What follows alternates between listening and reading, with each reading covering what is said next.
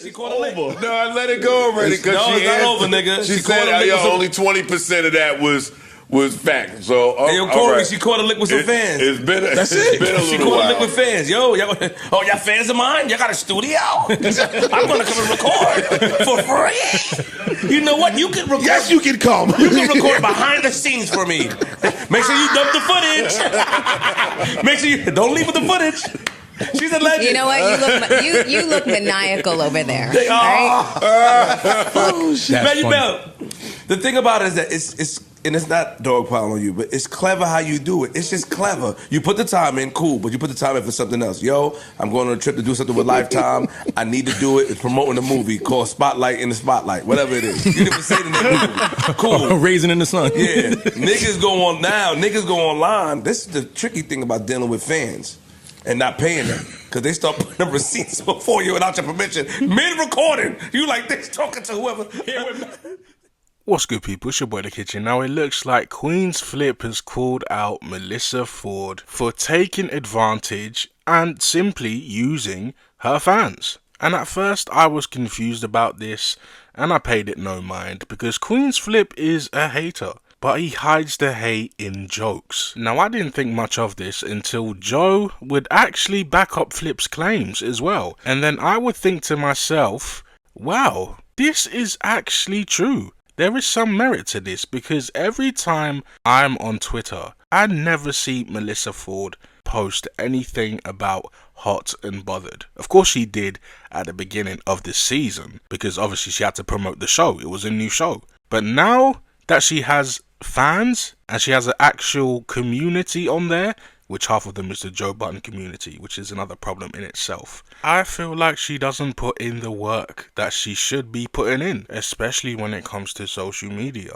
I mean, look at Melyssa Ford's page. It's really not as active as it should be. Now, granted, Hot and Bothered isn't on right now, as Melyssa Ford has admitted herself that she's taken a break and she's actually preparing for season 2 of it, but it doesn't seem like there's any noise being made when it pertains to Hot and Bothered season 2. I mean, let's be honest, Melyssa Ford made more noise with the Drake shout out than her own show, which is kind of crazy. And the only reason why Hot and Bothered is somewhat relevant online is because of her fans and the members of her podcast community. And this isn't hate, because Melyssa does work hard, in my opinion. I see her posts, I see her behind the scenes look on how she gets her show together, and the guests and the hair and makeup and the overall production of the show. She has all of that down packed, but when it comes to the social media presence, I really don't see any promo. The only promo I see is from her supporters. But then again, I guess you don't really have to pay if you have fans that are willing to do it for free, but it honestly seems like she doesn't really thank the people that help her. I mean, she only comes onto Twitter to retweet fans' reactions of Hot and Bothered and share Joe Budden podcast content. That's really it, to be honest. She's not as frequent as Joe on Twitter or as Imani on Twitter or Ice even, but she has cozied up to 2 or 3 women that help her and her podcast community online, which in my opinion is an actual good look, because a lot of people would say that Melyssa Ford comes across as bougie, and that's not only from the JBP fans, that's also from a lot of media personalities throughout the years that have not really had the nicest things to say about her. The only problem that I have is Melyssa Ford in fact inviting some of the fans to where she records Hot and Bothered. That is in fact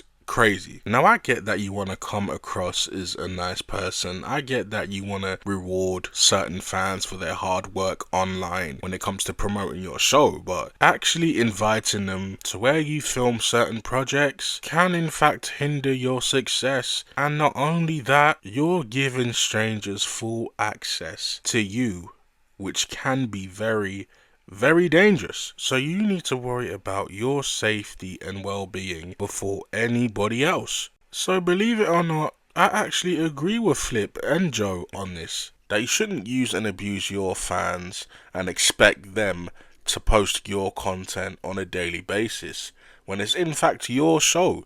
It is your job to do so. and it's your job to hire the people to do the things for you. But hey, who am I? I'm just a guy with a YouTube channel. How do you guys feel about this? Do you guys feel like Melyssa does indeed use her fans and they get nothing back from her? Or is it in fact her show, which means it's none of our business and that we should just focus on ourselves and let Melyssa do Melyssa?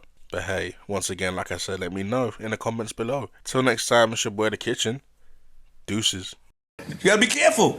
That's why you gotta pay niggas. Pay professionals. Wait. A professional not doing that. It's contract. Mel keeping it low on her socials, not a peep. Not at all. Doing it like a pro. Here come the fan. We outside. Hey, Just came from lunch. Mel almost crashed my car just now, girl.